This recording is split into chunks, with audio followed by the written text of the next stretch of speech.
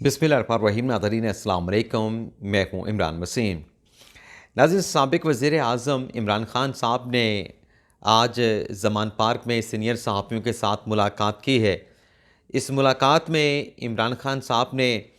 अब नया क्या दावा किया है, एक तो ये हम आप नाज़रीन को बताने जा रहे हैं। इसके अलावा नाज़रीन, चीफ़ जस्टिस ऑफ पाकिस्तान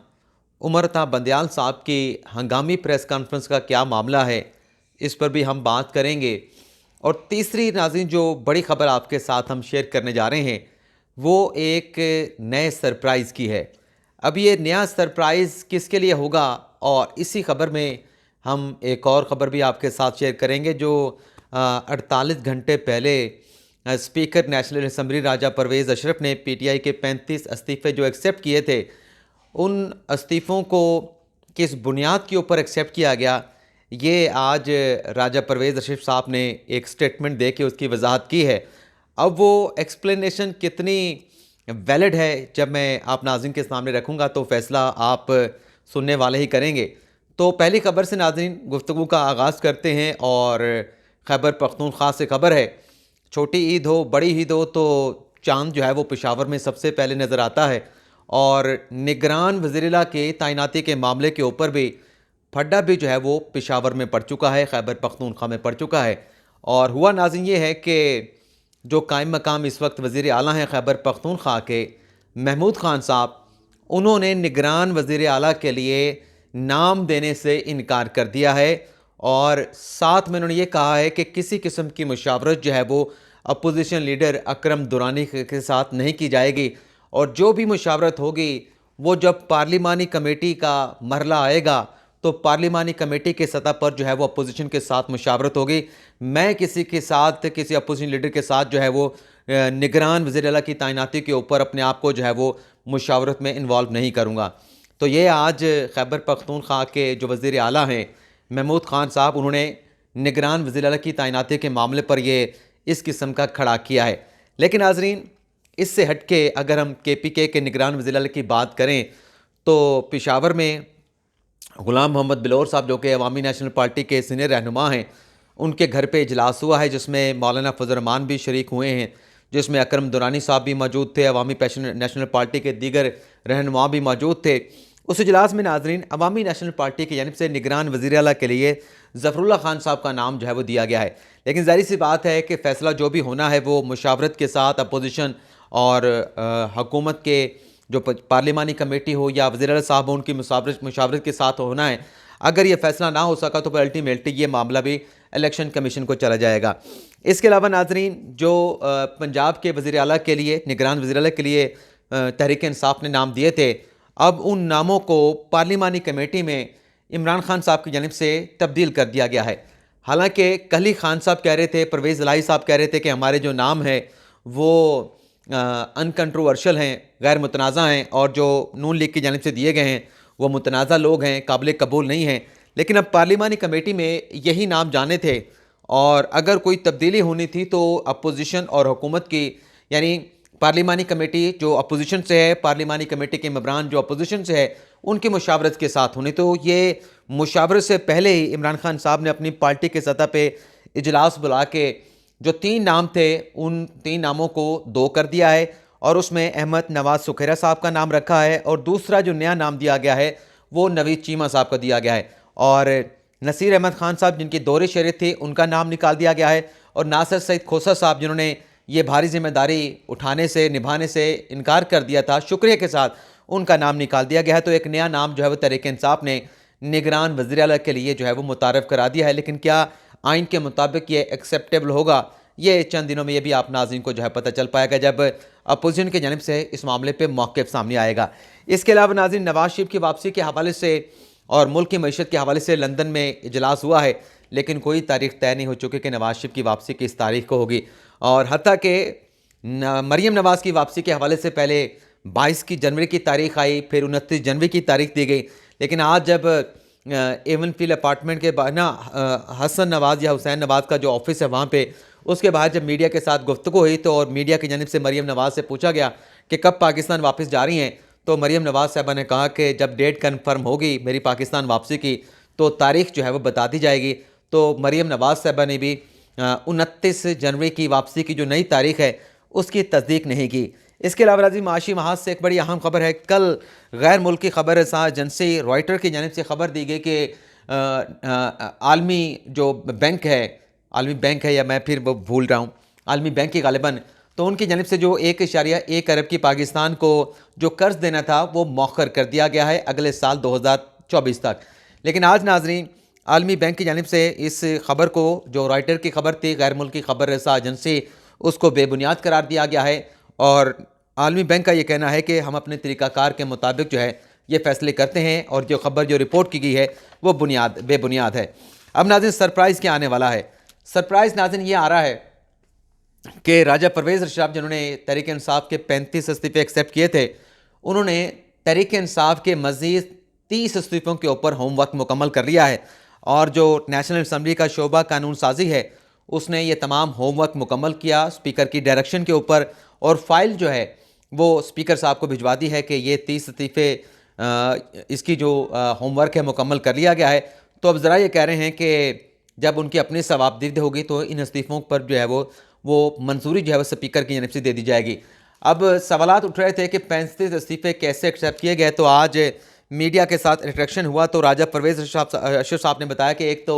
जो PTI का डेलीगेशन आया था उनके आने से उनके इस्तीफ़ों की तस्दीक हो गई, और इसके अलावा जो PTI के लोग मीडिया के पर आकर अपने इस्तीफ़े के बयान देते रहे, तो इससे मुझे इत्मीनान हुआ। तो मैंने जिन लोगों के स्टेटमेंट थे जो मेरे पास डेलीगेशन की सूरत में आए थे, उन 35 लोगों के मैंने इस्तीफ़े एक्सेप्ट कर लिए, और साथ में उन्होंने दावा किया कि PTI के और अरकान भी मेरे साथ राब्ते में हैं जो अपने इस्तीफ़ों की एक्सेप्टेंट नहीं चाहते। और फिर उन्होंने ये भी कहा कि अगर मैं इस्तीफ़ा एक्सेप्ट ना करूं तब भी शोर मचता है, और इस्तीफ़ा एक्सेप्ट कर लूं तब भी शोर बर्पा कर दिया जाता है। ये स्पीकर साहब का स्टेटमेंट नाज़रीन अपनी जगह पे, लेकिन अगर PTI के रहनुमाओं के बयानात के ऊपर इस्तीफ़े एक्सेप्ट होने थे तो ये बयानात तो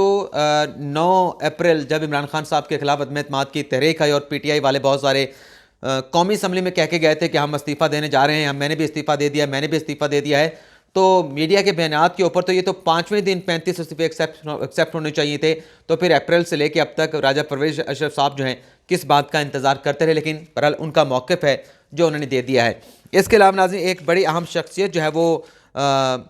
बड़ी शख्सियात की लड़ाई में जो है वो पिसके रह गई, और ये नाज़रीन बड़ी जो नफीस शख्सियत हैं ये मंसूर अवान साहब हैं, जिन्हें अटॉर्नी जनरल लगाने की वज़ीर आज़म ने एडवाइस भिजवाई सदर मुमलिकत को, और सदर साहब की जानिब से उस एडवाइस को एक्सेप्ट करके वजारती कानून को भेजा गया कि नोटिफिकेशन जारी किया जाए मंसूर अवान साहब का।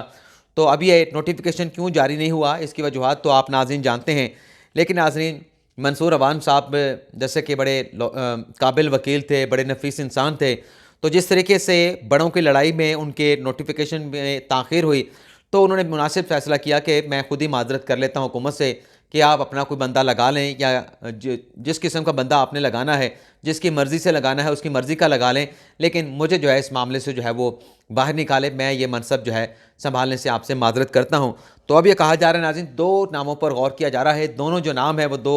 सियासी ख़ानदानों के हैं, और एक जो सियासी ख़ानदान का नौजवान वकील है वो एक बड़ी शख्सियत का जो है वो लाडला भी कहा जाता है उसको, और उसके अलावा जो दूसरा जो कैंडिडेट है वो एक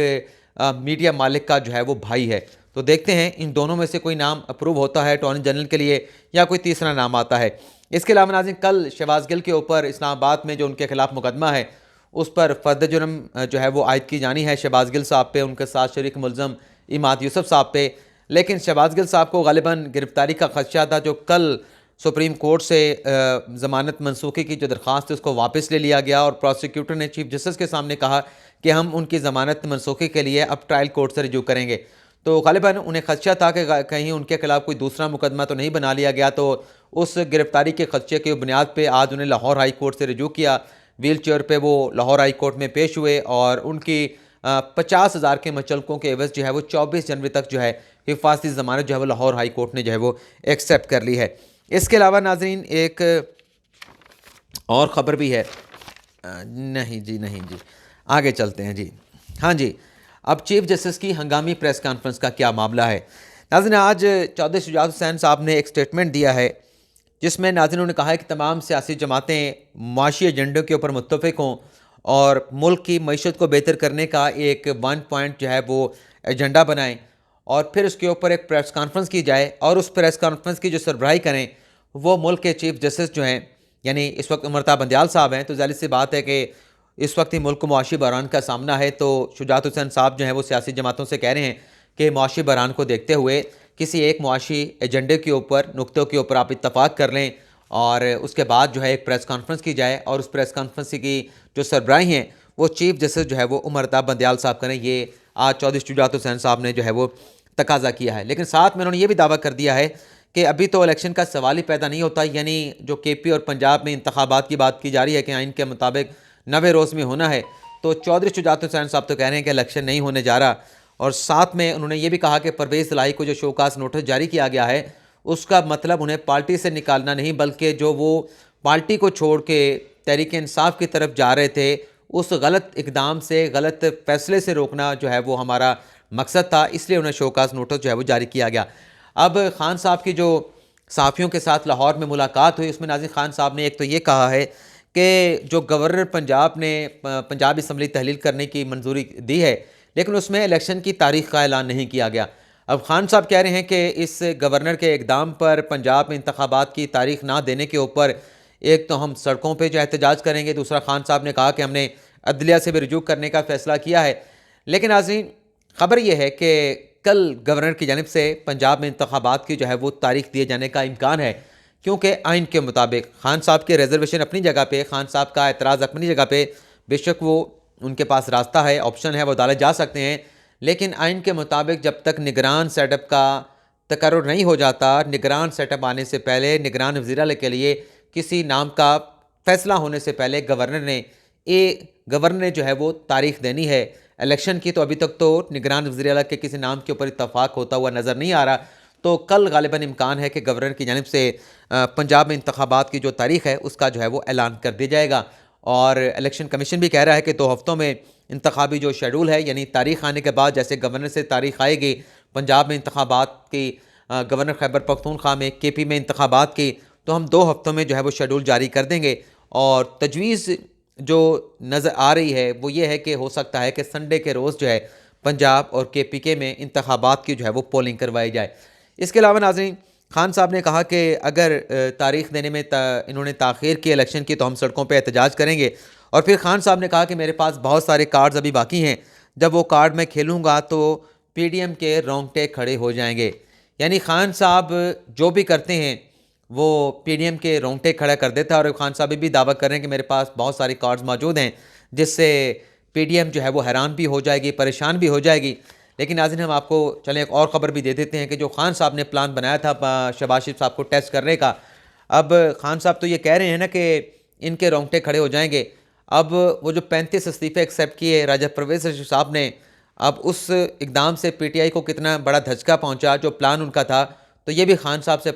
पूछा जाए कि स्पीकर का ये 35 इस्तीफ़े एक्सेप्ट करने के ऊपर आपको कितना बड़ा झटका लगा है, धचका लगा है, तो ये भी इसका खान साहब जो है वो जवाब तो दे सकते हैं। लेकिन खान साहब जवाब क्या देंगे? खान साहब का जवाब यही होगा कि मैं कभी हार नहीं मानूंगा। और खान साहब हार मानने वाले भी नहीं हैं, बेशक हार भी जाएं तो खान साहब हार नहीं मानते। अब खान साहब जैसे कि सहाफ़ियों के साथ मुलाकात में उन्होंने कहा कि साफ शफाफ इंतखाबात नहीं हुए तो मुल्क में श्रीलंका जैसी सूरत हाल बन सकती है, पैदा हो सकती है। तो खान साहब के नज़दीक साफ शफाफ इंतखाबात सिर्फ वही हो सकते हैं जिसमें उनकी जमात जीते, जिसमें वो वज़ीर आज़म बने, उनके पार्टी के लोग वज़ीर आला मुंतखब हों, उनके पार्टी के लोग जो है वो शहरों के मेयर मुंतखब हों, तो वो साफ शफाफ इंतखाबात हैं। उसमें भी खान साहब जो हैं वो खामियाँ निकाल लेते हैं, सुकम निकाल लेते हैं कि धांधली के बावजूद, पॉलिटिकल इंजीनियर के बावजूद, हम देखें इनकी हथकंडों के बावजूद हमने कामयाबी हासिल की। उसमें भी खान साहब जो है, जैसे अभी 17 ज़िमनी इलेक्शन हुए पंजाब के और फिर जो खान साहब ने 7 ज़िमनी इंतखाबात जीते, उसमें भी खान साहब ने कहा कि धांधली हुई है, इलेक्शन साफ शफाफ नहीं हुए, लेकिन अपने अपने वोट की ताकत से जीते हैं। तो खान साहब के नज़दीक तो साफ शफाफ इलेक्शन तकरीबन वही है जिसमें उनकी जमात जीते, वो जीतें, उनकी पार्टी के लोग जीतें। लेकिन बहरहाल नाज़रीन, जो फैसल वोडा साहब ने सेनेट की नशिस्त खाली की थी, उस पर इम्कान है कि निसार खोड़ो साहब, पाकिस्तान पीपल्स पार्टी से उनका ताल्लुक़ है, वो बिला मुकाबला सेनेटर मुंतखब हो जाएंगे। इजाज़त चाहते हैं। अल्लाह ताला हम सब का हामी नासिर हो। अपनी दुआओं में याद रखिएगा। अल्लाह हाफ़िज़।